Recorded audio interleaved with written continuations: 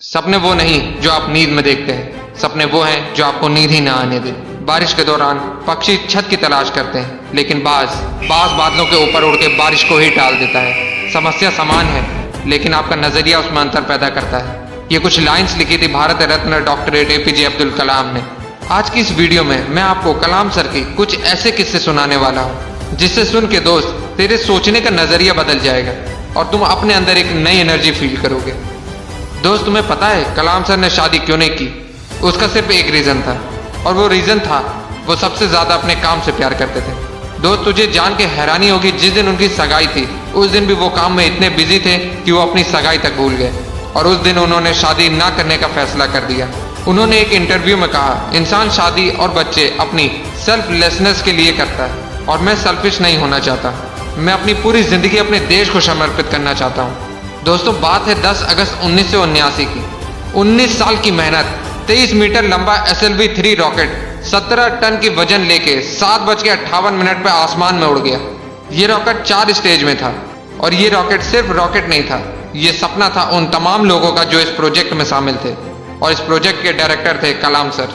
वो रॉकेट पहली स्टेज तो पार कर गया, लेकिन दूसरी स्टेज में जाने के बाद रॉकेट ने काम करना बंद कर दिया, और 317 सेकंड के बाद कलाम सर और उनके लोगों का सपना कचरा बन के श्रीहरिकोटा से 560 किलोमीटर दूर समंदर में जा गिरा। दोस्त, क्या हालत हुई होगी उस वक्त कलाम सर और उन बाकी सारे साथियों की, जब उन्होंने 19 साल की मेहनत, उनका सपना कुछ ही सेकंड में समुद्र में कचरा बन के बिखर गया। कलाम सर कहते थे कि उस वक्त अंदर से मैं इतना टूट गया था कि मैं बिस्तर में जाके घुस गया, मेरी आंखों से आंसू बहने लगे।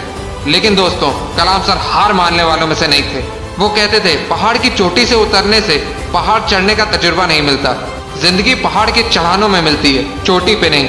कलाम सर भी इसी तरह एक एक कदम आगे बढ़ते रहे। और दोस्तों, 1 साल के बाद 18 जुलाई 1980 सुबह 8:03 पे हिंदुस्तान का पहला सैटेलाइट रोहिणी अंतरिक्ष की ओर निकल पड़ा, और अगले 2 मिनट के अंदर रोहिणी सैटेलाइट अंतरिक्ष में था।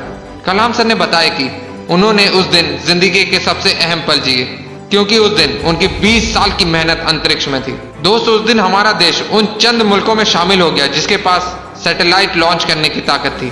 ये सब कुछ हो पाया एक इंसान की मेहनत, उनके नेवर गिव अप एटीट्यूड की बदौलत। दोस्त, जब कलाम सर को राष्ट्रपति चुना गया तो उनका स्वागत जोरों शोरों से किया गया। राष्ट्रपति भवन को बहुत ही खूबसूरत तरीके से सजाया गया, लेकिन ये बहुत कम लोग जानते हैं कि जब कलाम सर वहां पहुंचे तो वो बस 2 सूटकेस लेके वहां पहुंचे। एक सूटकेस में कपड़े और दूसरे सूटकेस में किताबें। इसे कहते हैं किताबों से प्यार। अगर इस वीडियो को कोई स्टूडेंट देख रहा है तो ये बात समझो कि जितना आप किताबों से प्यार करोगे, उतना वो किताबें आपको बड़ा बनाती चली जाएंगी।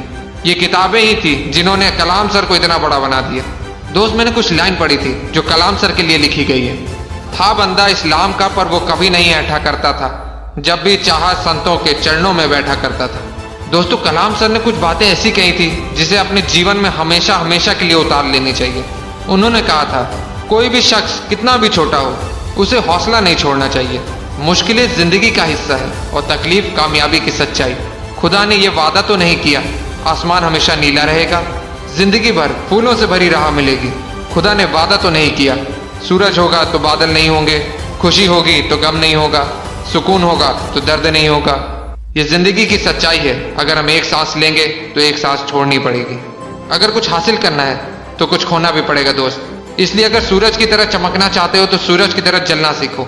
दोस्त, कलाम सर ने तो कर दिखाया, इसलिए आज भी हम कलाम सर के बारे में बात कर रहे हैं। अगर तेरे अंदर भी वो आगे कुछ कर दिखाने की, तो कसम खा तू अपने सपने को पाने के लिए हर हद पार करने के लिए तैयार है, और अपने सपनों को मोटिवेशनल फ्लाइट देने